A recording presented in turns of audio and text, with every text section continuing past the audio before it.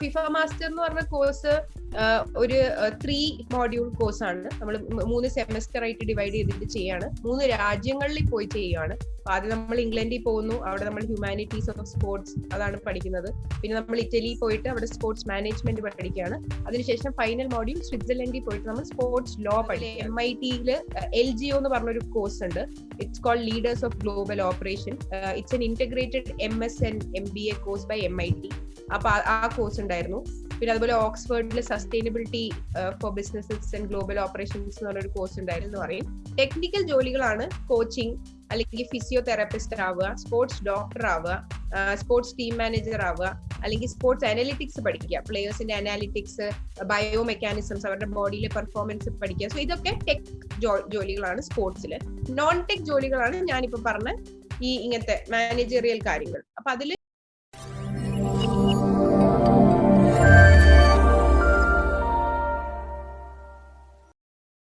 ബൈബിന്റെ career track സീരീസിലേക്ക് സ്വാഗതം. ഇന്ന് നമ്മളോട് കൂടിയുള്ളത് ഐഷ നസിയാണ്.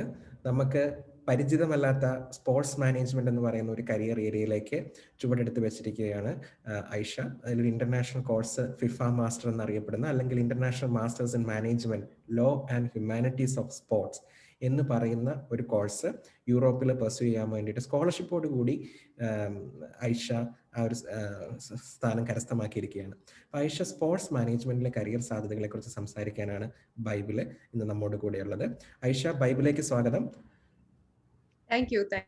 ആദ്യം തന്നെ congratulations for this great achievement and great and unique achievement.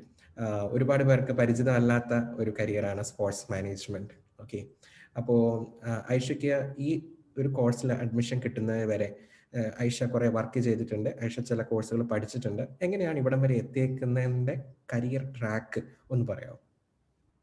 Sure. ഞാൻ സ്കൂളിൽ പഠിക്കുമ്പോഴേ എനിക്ക് സയൻസിനോടായിരുന്നു താല്പര്യം. അപ്പൊ obviously for those reasons 10th കഴിഞ്ഞിട്ട് ഞാൻ സയൻസ് ആണ് എടുത്തത്. ഞാൻ ബയോമാക്സ് ആണ് എടുത്തത്. ബിക്കോസ് ബയോമാക്സ് എടുത്തു കഴിഞ്ഞാൽ നമ്മളുടെ ഓപ്പർച്യൂണിറ്റി വിൻഡോ ഭയങ്കര വലുതാണ്. അപ്പം നമുക്ക് ഇനിയിപ്പോ പെട്ടെന്ന് 10 കൊല്ലം കഴിഞ്ഞ് ഡോക്ടർ ആവണം തോന്നുകയാണെങ്കിൽ പോലും നമുക്ക് ആവാം. ലൈക്ക് ഭയങ്കര ബാൻഡ്വിഡ്ത്ത് ഉള്ള ഒരു കോമ്പിനേഷൻ ആയതുകൊണ്ടാണ് ഞാൻ ബയോമാക്സ് എടുത്തത്. പിന്നെ +2 ഒക്കെ എത്തിയപ്പോഴത്തേക്ക് എഞ്ചിനീയറിംഗ് ആ ചെയ്യേണ്ടതെന്ന് ഭയങ്കര ക്ലിയർ ആയിരുന്നു ബ്രെയിനിൽ. ഓക്കെ, ഇതാണ് എനിക്ക് ചെയ്യേണ്ടത്, അല്ലെങ്കിൽ എഞ്ചിനീയറിംഗ് ഇൻ സ്പെസിഫിക് അല്ലെങ്കിലും ടെക്നോളജി ആണ് പഠിക്കേണ്ടത്, അല്ലെങ്കിൽ അങ്ങനെ ആ ഒരു സെക്ടറിലേക്കാണ്, സയൻസ് ആൻഡ് ടെക്നോളജി ആണ് താല്പര്യം എന്ന് മനസ്സിലാക്കാൻ പറ്റിയിട്ടുണ്ടായിരുന്നു. പിന്നെ അങ്ങനെ എഞ്ചിനീയറിംഗ് ആണെന്ന് മനസ്സിലാക്കിയപ്പോഴാണ് എഞ്ചിനീയറിംഗ് എൻട്രൻസ് എഴുതുന്നതും എഞ്ചിനീയറിംഗ് കോളേജിൽ അഡ്മിഷൻ കിട്ടുന്നതും. അപ്പൊ ഏത് ബ്രാഞ്ച് എടുക്കണം എന്നാണ് പിന്നെ അടുത്തത്തെ ക്വസ്റ്റ്യൻ. അപ്പൊ ബ്രാഞ്ച് സെലക്ഷനും കുറച്ചും കൂടി കുറച്ച് ക്ലാരിറ്റിയിൽ തന്നെയാണ് ഞാൻ എടുത്തിരിക്കുന്നത്. എന്റെ മദറും എന്നെ കുറെ ഹെൽപ്പ് ചെയ്തായിരുന്നു. അപ്പൊ എനിക്ക് എന്റെ എക്സിസ്റ്റിംഗ് സ്കിൽ സെറ്റ് വെച്ച് എനിക്ക് എക്സൽ ചെയ്യാൻ പറ്റുന്ന ഒരു ഡിപ്പാർട്ട്മെന്റ് ആണ് ഞാൻ എടുത്തത്. അപ്പൊ ഞാൻ മെക്കാനിക്കൽ പ്രൊഡക്ഷൻ എഞ്ചിനീയറിംഗ് ആണ് ചെയ്തിട്ടുള്ളത്. അപ്പം ഞാൻ അത് എടുക്കാൻ കാരണം എനിക്ക് ഓട്ടോമേറ്റീവ് ഇൻഡസ്ട്രീനോട് ഒരു താല്പര്യം ഉണ്ട്.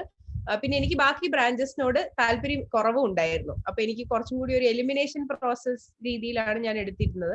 അപ്പം അത് കഴിഞ്ഞ് മെക്കാനിക്കൽ എഞ്ചിനീയർ തന്നെ ആവണം എന്നായിരുന്നു ആഗ്രഹം. കോർ സെക്ടറിൽ തന്നെ വർക്ക് ചെയ്യണം എന്നായിരുന്നു. അപ്പൊ പ്ലേസ്മെന്റ്സ് കിട്ടിയപ്പം ഞാൻ IT കമ്പനീസ് അല്ല ചൂസ് ചെയ്തത്. ഞാൻ ഇന്ത്യൻ ഓയിൽ, അദാനി ഗ്യാസ് എന്ന് പറഞ്ഞിട്ട് എനിക്ക് പ്ലേസ്മെന്റ് ജൂനിയർ മെക്കാനിക്കൽ എഞ്ചിനീയറിംഗ് പോസ്റ്റിംഗിൽ പ്ലേസ്മെന്റ് കിട്ടിയ ഒരു സ്ഥലത്താണ് ജോലിക്ക് ജോയിൻ ചെയ്യുന്നത്. അവിടെ തന്നെയാണ് ഞാൻ വർക്ക് ചെയ്തുകൊണ്ടിരുന്നത്. അതാണ് എന്റെ first job. And I think ഞാൻ സ്പോർട്സിലേക്ക് ഫുൾ ടൈം ഇറങ്ങുന്നത് വരെ എന്റെ ജോബ് അവിടെ തന്നെയായിരുന്നു. അപ്പൊ അവിടുന്ന് ഞാൻ ജൂനിയർ മെക്കാനിക്കൽ എഞ്ചിനീയറിനും 1.5 കൊല്ലം കഴിഞ്ഞപ്പോൾ സീനിയർ മെക്കാനിക്കൽ എഞ്ചിനീയർ ആയി. ആ പ്രോസസ്സിന്റെ ഇടയിൽ എവിടെയോ സൈഡായിട്ട് സ്പോർട്സ് ഇങ്ങനെ ഒരു സൈഡ് ഗിഗ് ആയിട്ട് തുടങ്ങിയതായിരുന്നു. ക്യൂരിയോസിറ്റി കാരണം പ്ലസ് സ്പോർട്സിനോടുള്ള താല്പര്യം കാരണം ഞാനൊരു അറ്റ് എ ടൈം മൾട്ടിപ്പിൾ കാര്യങ്ങൾ ചെയ്യുന്ന ഒരാളാണ്. Like I define my self as A multi potential. അപ്പൊ എനിക്ക് ഒരു വെർട്ടിക്കൽ കരിയർ ഗ്രോത്ത് അല്ല എന്റേത്, കുറച്ചും കൂടി ഒരു ഹോറിസോണ്ടൽ കരിയർ ഗ്രോത്ത് ആണ്. അപ്പൊ ആ ഒരു രീതിയിൽ സൈഡ് ഗിഗായി ചെയ്ത് അറ്റ് സം പോയിന്റ് എനിക്ക് തോന്നി ദാറ്റ് ഇന്ത്യൻ ഓയിൽ, അദാനി ഗ്യാസിൽ എന്നെ പോലെ ഒരു 10 ക്ലോണുകളെ ഉണ്ടാക്കി വെച്ച് കഴിഞ്ഞാൽ അവർക്കും ഞാൻ ചെയ്യുന്ന കാര്യങ്ങൾ ചെയ്യാം. ബിക്കോസ് അത് ഭയങ്കര സിസ്റ്റമാറ്റിക് ആണ്. ഞാൻ രാവിലെ എണീക്കുന്നു, ഇത് ചെയ്യുന്നു, തിരിച്ച് ഓഫീസിൽ നിന്ന് വീട്ടിൽ വരുന്നു. പക്ഷെ ഞാൻ അണ്ടർ-17 world cup, FIFA അണ്ടർ-17 world cup ചെയ്ത സമയത്ത് എനിക്ക് ഇന്ത്യൻ ഓയിലിൽ നിന്ന് സെബാറ്റിക്കൽ ലീവ് എടുത്ത ആ ജോലിക്ക് പോകാൻ പറ്റിയായിരുന്നു. അപ്പൊ അതിന് പോയി തിരിച്ചു വന്നേ പിന്നെ എന്റെ മനസ്സ് ഭയങ്കര ഷേക്കി ആയിരുന്നു. ഇവിടെ ഹാപ്പിയാണ് ആസ് എ മെക്കാനിക്കൽ എഞ്ചിനീയർ. പക്ഷെ എനിക്ക് എന്തോ തോന്നി അവിടെ ഒരു എഞ്ചിനീയറിംഗ് ബാക്ക്ഗ്രൗണ്ടിൽ നിന്ന് വരുന്ന എന്റെ സ്കിൽ സെറ്റ് ഭയങ്കര ഔട്ട് ഓഫ് ദ ബോക്സ് ആയിട്ട് നിൽക്കുന്നുണ്ടായിരുന്നു. ബിക്കോസ് സ്പോർട്സിൽ സ്വതവേ ഒരു BBA അല്ലെങ്കിൽ ഒരു BCom അല്ലെങ്കിൽ ഒരു ആർട്സ് ബാക്ക്ഗ്രൗണ്ടിൽ നിന്ന് വരുന്ന ആൾക്കാരാണ് സ്പോർട്സിലേക്ക് ജനറലി കരിയർ ചൂസ് ചെയ്യാറ്. എഞ്ചിനീയറിംഗ് ബാക്ക്ഗ്രൗണ്ടിൽ നിന്ന് വരുന്ന ആൾക്കാർ കുറവാണ്, ഇന്ത്യയിൽ നിന്നല്ല, ഒരു ജനറൽ പെർസ്പെക്ടീവ്. ലൈക്ക് ഇപ്പൊ ഫിഫ ആണെങ്കിലും NBA ആണെങ്കിലും. അപ്പൊ എനിക്കെന്തോ അവിടെ I felt like my contribution there will be more impactful എന്ന് തോന്നി സത്യം പറഞ്ഞു കഴിഞ്ഞാൽ. പിന്നെ എനിക്ക് സ്പോർട്സിനോട് ഞാൻ നേരത്തെ പറഞ്ഞ പോലെ അമിതമായ ഒരു പാഷനും ഒരു താല്പര്യവും ഉണ്ട്. ഒരു ഹ്യൂമാനിറ്റേറിയൻ കോസ് പോലെ ഞാൻ സ്പോർട്സിനെ കാണുന്നത്, ആൾക്കാരെ സെക്യുലർലി കണക്ട് ചെയ്യുന്ന ഒരു കാര്യമായിട്ട്. അപ്പൊ അങ്ങനെയാണ് സ്പോർട്സിലേക്ക് ഇങ്ങനെ എത്തി വരുന്നത്. ഓക്കെ, ഇപ്പം അഡ്മിഷൻ കിട്ടിയിരിക്കുന്നത് ഫിഫ മാസ്റ്റേഴ്സ് എന്ന് പറഞ്ഞ ഒരു കോഴ്സിലേക്കാണ് അല്ലെ? ആ കോഴ്സിനെ കുറിച്ച് ഒന്ന് പറയോ? ഫിഫ മാസ്റ്റർ എന്ന് പറഞ്ഞ കോഴ്സ് ഒരു 3 മോഡ്യൂൾ കോഴ്സാണ്. നമ്മൾ 3 സെമസ്റ്റർ ആയിട്ട് ഡിവൈഡ് ചെയ്തിട്ട് ചെയ്യാണ്. 3 രാജ്യങ്ങളിൽ പോയി ചെയ്യുകയാണ്. ആദ്യം നമ്മൾ ഇംഗ്ലണ്ടിൽ പോകുന്നു, അവിടെ നമ്മൾ ഹ്യൂമാനിറ്റീസ് ഓഫ് സ്പോർട്സ് അതാണ് പഠിക്കുന്നത്. പിന്നെ നമ്മൾ ഇറ്റലി പോയിട്ട് അവിടെ സ്പോർട്സ് മാനേജ്മെന്റ് പഠിക്കുകയാണ്. അതിനുശേഷം ഫൈനൽ മോഡ്യൂൾ സ്വിറ്റ്സർലൻഡിൽ പോയിട്ട് നമ്മൾ സ്പോർട്സ് ലോ പഠിക്കുകയാണ്. സോ ടെക്നിക്കലി ഒരു master's degree in humanities, history, management and law. അപ്പൊ എനിക്ക് അതൊരു നല്ല കോമ്പിനേഷൻ ആയി തോന്നി. എനിക്ക് തോന്നുന്നു എഞ്ചിനീയറിംഗ് 3rd ഇയർ ഒക്കെ ആയ സമയത്ത് ഏകദേശം ഒരു ക്ലാരിറ്റി ഉണ്ടായിരുന്നു. മെക്കാനിക്കൽ എഞ്ചിനീയർ ആണെങ്കിൽ പോലും എന്തെങ്കിലും ഒരു 5 വർഷം മെക്കാനിക്കൽ എഞ്ചിനീയർ ആയി വർക്ക് ചെയ്ത് കഴിഞ്ഞിട്ട് എനിക്ക് ഏതെങ്കിലും ഒരു ഐവി ലീഗ് സ്കൂളിൽ പോയിട്ട് MBA അല്ലെങ്കിൽ അത് റിലേറ്റഡ് ആയിട്ടുള്ള കോഴ്സ് ചെയ്യണം എന്നായിരുന്നു. അപ്പൊ എന്റെ ഒരു എന്താ പറയുക ഡ്രീം ലിസ്റ്റില് ഹാർവേഡ് MBA ഉണ്ടായിരുന്നു. അതുപോലെ MIT-യില് LGO എന്ന് പറഞ്ഞൊരു കോഴ്സ് ഉണ്ട്. It's called Leaders of Global Operation. It's an integrated MSN MBA course by MIT. അപ്പൊ ആ കോഴ്സ് ഉണ്ടായിരുന്നു. പിന്നെ അതുപോലെ ഓക്സ്ഫോർഡിൽ sustainability for businesses and global operations എന്ന് പറഞ്ഞൊരു കോഴ്സ് ഉണ്ടായിരുന്നു. അപ്പൊ ഈ കോഴ്സിന്റെ കൂടെ തന്നെ ഞാൻ 2015 ഒരു സ്പോർട്ടിംഗ് ഇവന്റിൽ വോളണ്ടിയർ ആയി പോയപ്പോൾ ഇങ്ങനെ അവിടുത്തെ കുറച്ച് റെഫറിമാരും എല്ലാവരും ഒക്കെ പറഞ്ഞു കേട്ടതാണ് ഈ ഫിഫ മാസ്റ്ററിനെ കുറിച്ച്. അപ്പൊ ഞാൻ ഈ കോഴ്സിനെ കുറിച്ച് ഗൂഗിളിൽ സെർച്ച് ചെയ്ത് നോക്കിയപ്പോൾ ഇതും ഈ നേരത്തെ പറഞ്ഞ 3 കോഴ്സസിന്റെ അത്ര തന്നെ എന്താ പറയാ ജോഗ്രഫിക്കൽ ഇൻക്ലൂഷനും നല്ല എക്സ്പോഷറും നല്ലൊരു ലേണിംഗ് എക്സ്പീരിയൻസ് ഉള്ള കോഴ്സായി തോന്നിയതുകൊണ്ട് ഞാൻ ഇത് എന്റെ ബക്കറ്റ് ലിസ്റ്റിലോട്ട് ഇട്ടായിരുന്നു. പിന്നെ ഈ കോഴ്സുകളുടെ ഒക്കെ പ്രിപ്പറേഷൻ ഭയങ്കര സിമിലർ ആണ് സത്യം പറഞ്ഞാൽ. GMAT അല്ലെങ്കിൽ GRE സ്കോർ വേണം, അല്ലെങ്കിൽ IELTS സ്കോർ വേണം, ആപ്ലിക്കേഷൻസ് എഴുതണം, എസ്സേസ് എഴുതണം. സോ ഇതിന്റെ പ്രൊസീജിയർ സെയിം ആയതുകൊണ്ട് അന്ന് എനിക്ക് ക്ലാരിറ്റി ഇല്ലായിരുന്നു സ്പോർട്സ് വേണോ മെക്കാനിക്കൽ എഞ്ചിനീയറിംഗ് വേണം എന്നായിരുന്നു സത്യം പറഞ്ഞ ക്ലാരിറ്റി അന്ന്. പക്ഷെ എനിക്ക് തോന്നുന്നു ഞാൻ ടുഗെദർ ആണ് പ്രിപ്പയർ ചെയ്തത്. ഞാൻ ആദ്യത്തെ 2015, 16, 17 കാലഘട്ടത്ത് ഞാൻ ആക്ച്വലി ഒരു ഹാർവർഡ് MBA അല്ലെങ്കിൽ ഞാൻ ഈ നേരത്തെ പറഞ്ഞ 3 കോഴ്സസിൽ ഏതെങ്കിലും ഒന്ന് ചെയ്യേണ്ട പ്രിപ്പറേഷനിലായിരുന്നു ഞാൻ പഠിച്ചു തുടങ്ങിയതും അതൊക്കെ ചെയ്തത്. പക്ഷെ പിന്നീട് എന്തോ എന്താ പറയാ എനിക്ക് ഈ സ്പോർട്സിനോടുള്ള ഒരു പിന്നെയും തിരിച്ച് സ്പോർട്സിലേക്ക് പോകുന്ന ഒരു കാര്യം ഒരു ട്രാക്ക് പോലെ ആയപ്പോൾ എനിക്ക് തോന്നി എന്റെ സ്പോർട്ടിംഗ് പോർട്ട്ഫോളിയോ ഭയങ്കര കോൺഫിഡന്റ് ആണെന്ന് എനിക്ക് തോന്നിയപ്പോഴാണ് ഞാൻ 2020 ഡിസംബറിൽ ഫിഫ മാസ്റ്ററിന് അപ്ലൈ ചെയ്യാന്ന് വിചാരിക്കുന്നത്. പിന്നെ ഫിഫ മാസ്റ്റർ സ്പെഷ്യലി സെലക്ട് ചെയ്യാൻ കാരണം എന്തോ എന്റെ ലിസ്റ്റിൽ പെട്ടെന്ന് ഫിഫ മാസ്റ്റർ ടോപ്പ് ചെയ്തു. ബിക്കോസ് എനിക്ക് അവരുടെ ഹിസ്റ്ററിയിൽ തന്നെ കഴിഞ്ഞ വർഷം it is 1 course were more women studied than men. The classroom had more women than men, in spite of sports being a very എന്താ പറയാ ഒരു മെയിൽ ഡോമിനേറ്റഡ് ഇൻഡസ്ട്രി ആണ്. മെക്കാനിക്കൽ എഞ്ചിനീയറിംഗ് എന്നൊക്കെ പറയുന്ന പോലെ തന്നെയാണ് സ്പോർട്സും ഭയങ്കര മെയിൽ ഡോമിനേറ്റഡ് ഇൻഡസ്ട്രിയാ. അപ്പൊ അങ്ങനത്തെ ഒരു ഇൻഡസ്ട്രിയിൽ ഇങ്ങനെ ഒരു ഇൻക്ലൂഷൻ കൊണ്ടുവരാൻ പറ്റുക എന്ന് പറഞ്ഞത് ലൈക് ഇൻക്ലൂഷൻ എനിക്ക് ഭയങ്കര താല്പര്യമുള്ള ഒരു ഞാൻ അഡ്വക്കേറ്റ് ചെയ്യുന്ന ഒരു സെക്ടർ ആയതുകൊണ്ട് എനിക്ക് അത് ആകർഷകമായി തോന്നി. പിന്നെ ഉള്ളത് ഇതുപോലെ 700,000 ആപ്ലിക്കേഷൻസ് 70ഓളം രാജ്യങ്ങളിൽ നിന്ന് വരുമ്പോൾ അതിൽ നിന്ന് 30-35 പേരെ 30ഓളം രാജ്യങ്ങളിൽ നിന്ന് സെലക്ട് ചെയ്യുമ്പോൾ എനിക്കത് ഭയങ്കര ഒരു ലേണിംഗ് എക്സ്പീരിയൻസ് ആയിരിക്കും എന്ന് തോന്നി. സോ അങ്ങനെയാണ് ഫിഫ മാസ്റ്റർ ലിസ്റ്റിന്റെ മേലോട്ട് ഇവൻച്വലി ഇൻ ഇയേഴ്സ് പോകുന്നത്. ആപ്ലിക്കേഷൻസ് കൊടുക്കുമ്പോൾ എന്തെല്ലാം കാര്യങ്ങളാണ് അവർ സെലക്ഷന് വേണ്ടിയിട്ട് പരിഗണിക്കുക? എന്തെല്ലാം പ്രൊസീജിയേഴ്സ് ഉണ്ട്? അങ്ങനത്തെ കാര്യങ്ങളെ കുറിച്ച് എന്തെങ്കിലും എലിജിബിലിറ്റി ക്രൈറ്റീരിയ ഉണ്ടോ? നമുക്ക് എന്തെങ്കിലും എക്സ്പീരിയൻസ് വേണമെന്ന് നിർബന്ധമുണ്ടോ? അതിനെക്കുറിച്ചൊന്ന് വിശദീകരിക്കാം. സോ ബേസിക്കലി എനിക്കിത് എല്ലാ MBA-യിലും തോന്നിയിട്ടുണ്ട്. ഞാൻ നേരത്തെ പറഞ്ഞ എല്ലാ കോഴ്സസിലും തന്നെ എല്ലാവരും പറയുന്നത് master's degree, that is bachelor's degree എന്ന് പറഞ്ഞു കഴിഞ്ഞാൽ നമ്മളുടെ ഒരു പ്രിലിമിനറി പ്രൊഫഷണൽ എഡ്യൂക്കേഷൻ ആണ്. നമ്മൾ സ്കൂൾ എന്ന് പറഞ്ഞാൽ നമ്മളുടെ ഒരു ബേസിക് എഡ്യൂക്കേഷൻ എല്ലാവർക്കും കിട്ടേണ്ട സാധനം. അത് കഴിഞ്ഞ ഒരു പ്രിലിമിനറി ആണ് ബാച്ചിലേഴ്സ്. ഈ ബാച്ചിലേഴ്സ് നമുക്ക് ആക്ച്വലി എക്സ്പീരിയൻസിന്റെ ആവശ്യമില്ല, ബിക്കോസ് നമ്മളൊരു ബേസിക് സാധനം പഠിക്കാൻ പോവാം. പക്ഷേ ഇൻ ജനറൽ ഇങ്ങനത്തെ എല്ലാ കോഴ്സിലും ഞാൻ കണ്ടിട്ടുള്ളത് അവർ പറയും that job experience is preferred. Job experience ഇല്ലാതെ അപ്ലൈ ചെയ്യുന്നത് കൊണ്ട് മാത്രം തള്ളിക്കളയില്ല. പക്ഷെ they will always prefer somebody ഇങ്ങനെ ജോലി എടുത്ത് ഒരു ഇൻഡസ്ട്രിയിൽ എന്താ നടക്കുന്നത് എന്ന് അറിഞ്ഞിട്ട് പിന്നെ വരിക. സോ ബാച്ചിലേഴ്സ് ഡിഗ്രിയിൽ പഠിച്ച എന്താ പറയാ വിവരവും അതിന്റെ കൂടെ കുറച്ച് ലോക വിവേകവും മിക്സ് ചെയ്ത് കഴിഞ്ഞിട്ട് നിങ്ങൾ മാസ്റ്റേഴ്സ് ചെയ്യാൻ വരുമ്പോഴാണ് അതിന്റെ ഔട്ട്പുട്ട് കൂടുതൽ എന്നാണ് പറഞ്ഞു കേട്ടിട്ടുള്ളത്. അപ്പം ഞാൻ ഇവിടെ കാലിക്കറ്റ് IIM-ലായിരുന്നു എന്റെ ഫൈനൽ ഇയർ എഞ്ചിനീയറിംഗ് പ്രോജക്ട് ചെയ്തത്. അപ്പൊ ആ സമയത്ത് അവിടുത്തെ IIM ഡയറക്ടർ എന്നോട് അതാ പറഞ്ഞത്, IIM-ൽ വരുന്ന പിള്ളേരിൽ മാക്സിമം ഇമ്പാക്ട് കിട്ടുന്നത് ഇങ്ങനെയാണ്. ബിടെക്കോ അല്ലെങ്കിൽ എന്ത് BBA ആണെങ്കിലും അത് ചെയ്ത് ഒരു 3 കൊല്ലം മിനിമം ഒരു ജോലി എടുത്ത് പിന്നെ MBA എടുക്കാൻ വരുന്ന ആൾക്കാർക്ക് ഈ കോഴ്സിൽ നിന്ന് കുറെ മനസ്സിലാക്കാൻ പറ്റും. ബിക്കോസ് നമ്മൾക്ക് ഇതിങ്ങനെ ഹാൻഡ്സ് ഓൺ ലേണിംഗ് ആയി മാറുമല്ലോ. അപ്പം അതുപോലെ തന്നെയായിരുന്നു ഇതിന്റെയും ക്രൈറ്റീരിയ. അവർ പറഞ്ഞിട്ടുണ്ടായിരുന്നു ക്ലിയർലി ദാറ്റ് സ്പോർട്ടിംഗ് ഇവന്റ്സിലോ അല്ലെങ്കിൽ എന്തെങ്കിലും രീതിയിൽ എക്സ്പീരിയൻസ് ഇസ് ഹൈലി പ്രിഫേർഡ് ആയിരുന്നു. സ്പോർട്സ് ആണെങ്കിൽ അത്രയും നല്ലത്. ഇനിയിപ്പം സ്പോർട്സ് അല്ല, മാർക്കറ്റിംഗ് എക്സ്പേർട്ട് ആണ്, അല്ലെങ്കിൽ സെയിൽസ് എക്സ്പേർട്ട് ആണ്, അല്ലെങ്കിൽ ഡിജിറ്റൽ മാർക്കറ്റിംഗ് എക്സ്പേർട്ട് ആണെങ്കിൽ, എന്നിട്ട് സ്പോർട്സിലേക്ക് നാവിഗേറ്റ് ചെയ്യാൻ താല്പര്യമുള്ള ആൾക്കാർക്കാണെങ്കിലും ഇതിന് അപ്ലൈ ചെയ്യാം. പക്ഷേ they were just talking about experience as such, അത് ഇമ്പോർട്ടന്റ് ആയിരുന്നു. പിന്നെ ഒരു എലിജിബിലിറ്റി ക്രൈറ്റീരിയ ഒബ്വിയസ്ലി ഒരു ബാച്ചിലേഴ്സ് ഡിഗ്രി വേണം. പിന്നെ അവർ അത്യാവശ്യം അക്കാഡമിക്കലി കുറച്ച് ഫോക്കസ്ഡ് കോഴ്സ് ആണ്.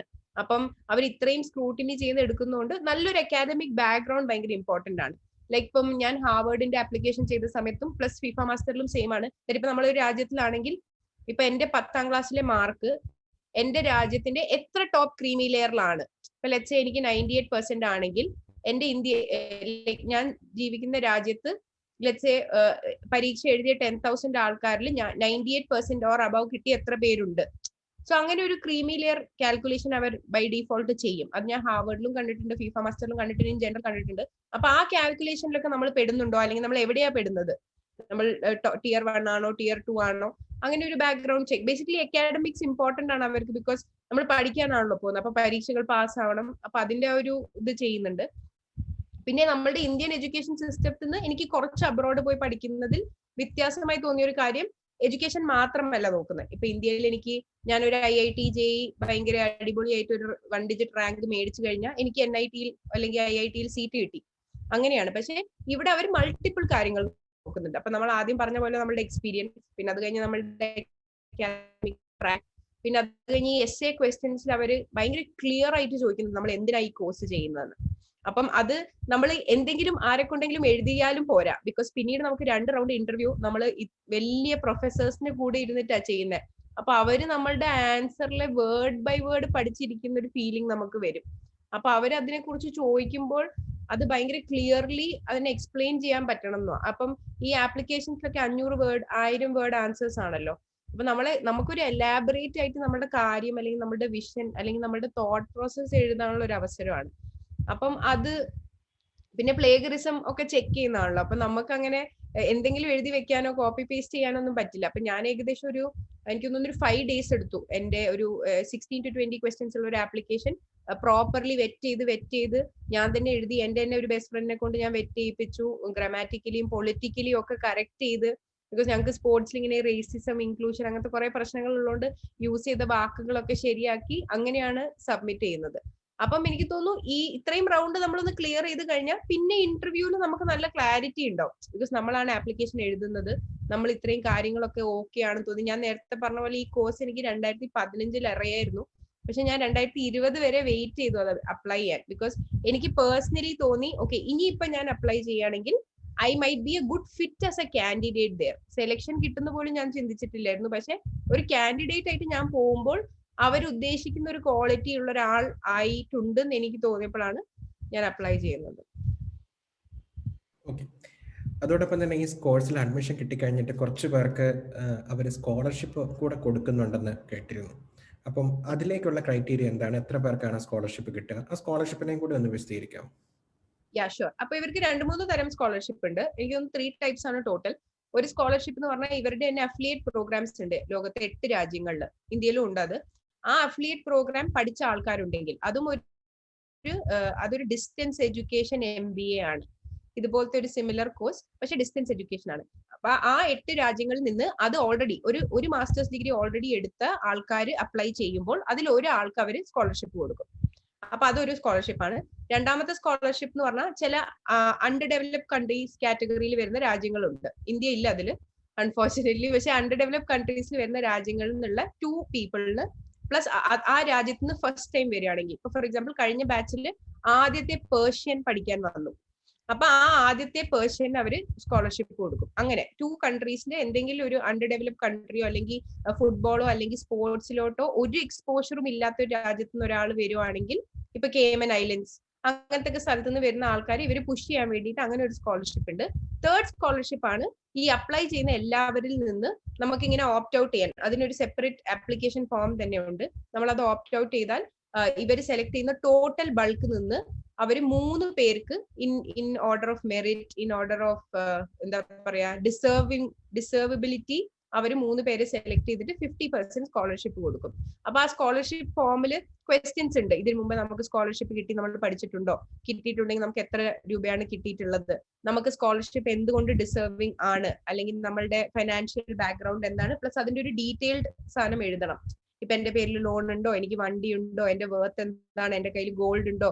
സത്യം പറഞ്ഞാൽ ഭയങ്കര വലിയൊരു ആപ്ലിക്കേഷൻ ഫോം ആയിരുന്നു. പിന്നെ എന്റെ ടാക്സ് ഫയലിംഗ്. അപ്പൊ ഞാനൊരു CA വെച്ചിട്ടാണ് അത് ചെയ്തത്. അത്രയും ആവശ്യം ഉണ്ടായിരുന്നു അതിനകത്ത് ഡീറ്റെയിൽസും കാര്യങ്ങളും. അപ്പം അങ്ങനെ ഒരു ഫോം ഫില്ല് ചെയ്തിട്ട് ആണ് നമ്മൾ ഇത് അപ്ലൈ ചെയ്തത്. അപ്പൊ ഞാൻ ഇപ്പൊ എന്റെ ക്ലാസ്മേറ്റ്സുമായിട്ട് ഞാൻ മിങ്കിൾ ചെയ്യാൻ തുടങ്ങിയപ്പോ എനിക്ക് മനസ്സിലായത് അപ്ലൈ ചെയ്ത് എല്ലാവരും ഈ സ്കോളർഷിപ്പിന് അപ്ലൈ ചെയ്തിട്ടുണ്ട്. ബിക്കോസ് ഇത് ഇറസ്പെക്റ്റീവ് ഓഫ് അമേരിക്കയിൽ നിന്ന് വരുവാണോ ഇന്ത്യയിൽ നിന്ന് വരുവാണോ, ഈ കോഴ്സ് ഭയങ്കര എക്സ്പെൻസീവ് ആണ്. അപ്പം എല്ലാവരും ഇതിനെ ഓപ്റ്റ് ഔട്ട് ചെയ്ത് അപ്ലൈ ചെയ്ത ആൾക്കാർ തന്നെയാണ്.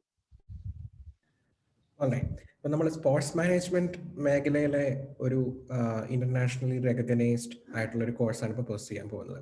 ആ സ്പോർട്സ് മാനേജ്മെന്റ് എന്ന് പറയുന്ന ഒരു ഏരിയ ഒന്ന് പരിചയപ്പെടുത്താവോ? കാരണം കരിയറിൽ സ്പോർട്സ് താല്പര്യമില്ലാത്തവരായിട്ട് ആരും ഉണ്ടാവില്ല.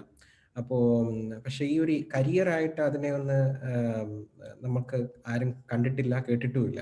അപ്പൊ അതൊന്ന് പരിചയപ്പെടുത്താം. സ്പോർട്സ് മാനേജ്മെന്റിൽ എന്തെല്ലാം കോഴ്സുകളാണുള്ളത്, അത് ഇന്ത്യയിൽ എന്തെല്ലാം കോഴ്സുകൾ പഠിക്കാൻ നല്ല സ്ഥലങ്ങളുണ്ട്, ഇന്റർനാഷണൽ ലെവലിൽ ഏതെല്ലാം കോഴ്സുകളാണുള്ളത്, അതിനെ കുറിച്ചൊന്ന് പരിചയപ്പെടുത്താം. ഷുവർ.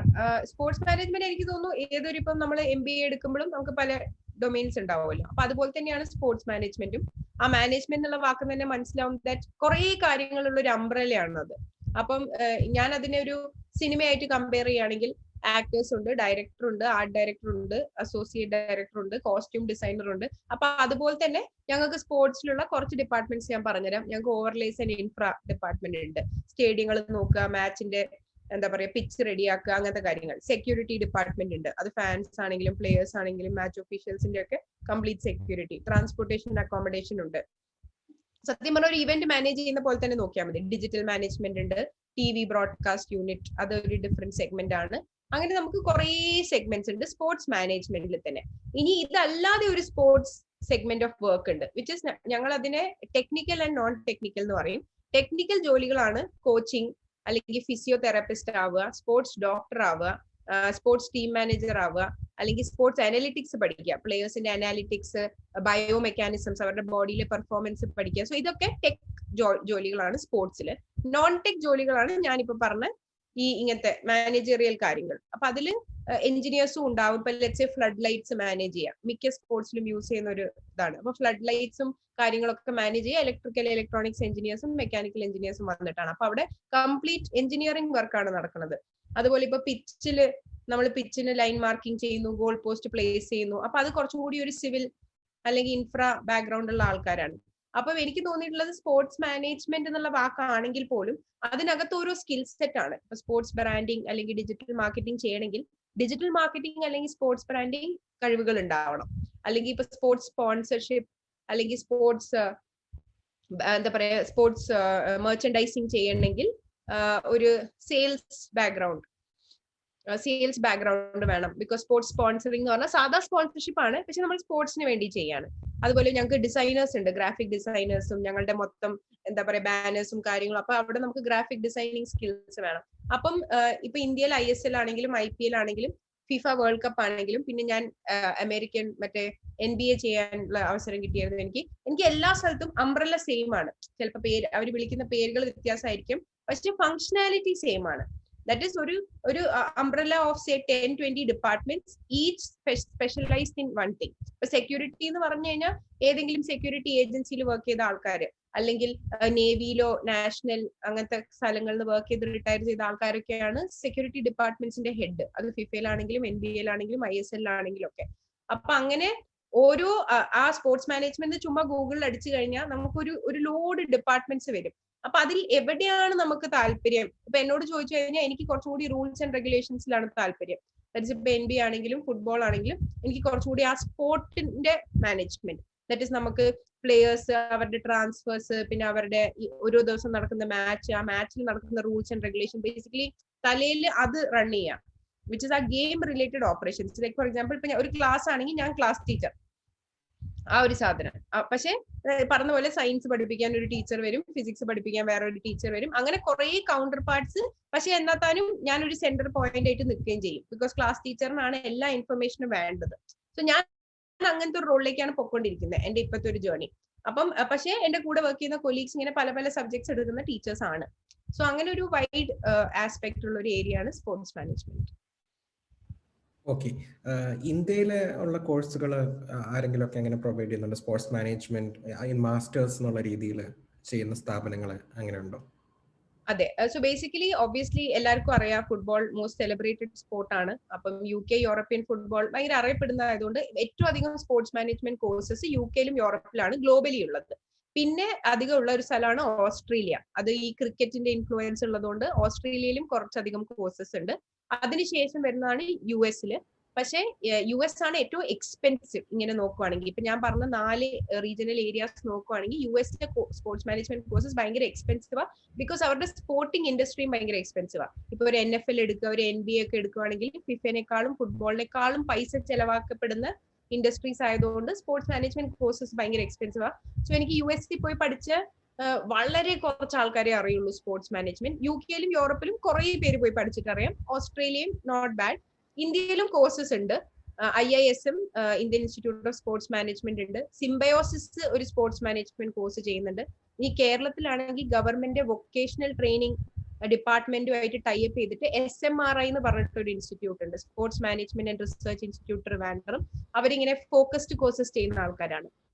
ദാറ്റ് ഇസ് MBA അല്ല, ഒരു തരം കോഴ്സ് അല്ലെങ്കിൽ ഡിപ്ലോമ പോലത്തെ സ്പെഷ്യലൈസേഷൻ. ഇപ്പം ISL യൂസ് ചെയ്യുന്ന ബോൾ, ഞങ്ങൾ യൂസ് ചെയ്യുന്ന ബോൾ, അതിനൊരു ടെക്നോളജി ഉണ്ട്. ആ ടെക്നോളജി നിവിയയുടെ കൂടെ വർക്ക് ചെയ്തിട്ട് ആ ഡിപ്പാർട്ട്മെന്റിൽ വർക്ക് ചെയ്യുന്ന ഒരു പയ്യൻ നമ്മളുടെ കുസാറ്റിൽ പഠിച്ചിട്ട് SMRI-ന്ന് ഗ്രാജുവേറ്റ് ചെയ്ത ഒരു പയ്യനാണ്, മലയാളിയാണ്, അരവിന്ദ് എന്ന പേര്. അപ്പൊ പുള്ളിയാണ് അത് ചെയ്യുന്നത്. അപ്പം അങ്ങനെ കുറച്ചുകൂടി ഫോക്കസ്ഡ് ആണ് സ്പോർട്സ് എഞ്ചിനീയറിംഗ് അല്ലെങ്കിൽ സ്പോർട്സ് ഫിസിയോളജി, അങ്ങനത്തെ ടൈപ്പ് ഓഫ് കോഴ്സസ്. പിന്നെ ഞാൻ ഈ പറഞ്ഞ പോലെ IISM ഉണ്ട്, സിംബയോസിസ് ഉണ്ട്, ഇതാണ് ടോപ്പ് റേറ്റഡ്. പിന്നെ ഈ ഫിഫ മാസ്റ്റർ എന്ന് വിളിക്കുന്ന പോലെ തന്നെ അതിന്റെ ഒരു പൈലറ്റ് വേർഷൻ പോലെ AIFF, all India football federation masters എന്ന് പറഞ്ഞിട്ട് ഒരു കോഴ്സ് ഉണ്ട്. അതും ഏകദേശം ഒരു 1 year ടൈപ്പ് കോഴ്സ് ആണ്. പക്ഷേ ഇൻ ജനറൽ എനിക്ക് പറയാനുള്ളത് സ്പോർട്സ് മാനേജ്മെന്റ് കോഴ്സസ് ഭയങ്കര എക്സ്പെൻസീവ് ആണ്. ഇപ്പൊ AIFF മാസ്റ്റേഴ്സ് ചെയ്യാൻ 15 ലക്ഷം രൂപ വേണം.